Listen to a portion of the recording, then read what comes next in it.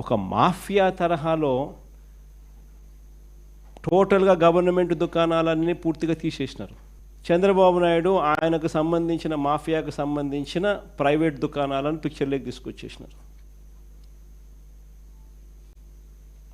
Private దుకాణాల నుంచి ఏకంగా ఇలా మాఫియా కంట్రోల్ చేసే ప్రైవేట్ దుకాణాల నుంచి గ్రామ స్థాయిలోకి కూడా ఏకంగా ఆక్షన్లు పాడి మరి వీళ్ళకి సంబంధించిన కార్యకర్తలకు మాత్రమే నిర్వహించే విధంగా బెల్ట్ షాపుల నిర్వహణ కూడా వాళ్ళకి అప్పచెప్పినారు. వీళ్ళందరికీ మళ్ళీ ప్రొటెక్షన్ పోలీసులు ఇచ్చేట్టుగా బెల్ట్ షాపులకు ఆక్షన్లు పాడి డబ్బులు వసూలు చేసి ఎమ్మెల్యే ఇంత, పోలీసులు ఇంత,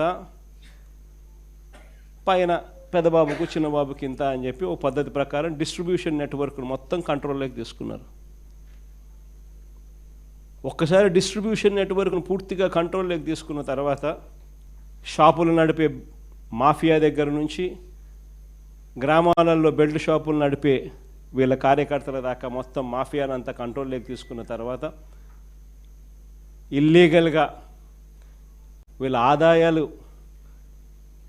పెంచుకునే దానికోసం ఒకవైపున ఎంఆర్పి రేటు కన్నా ఎక్కువ రేటుకు అమ్ముతున్నారు.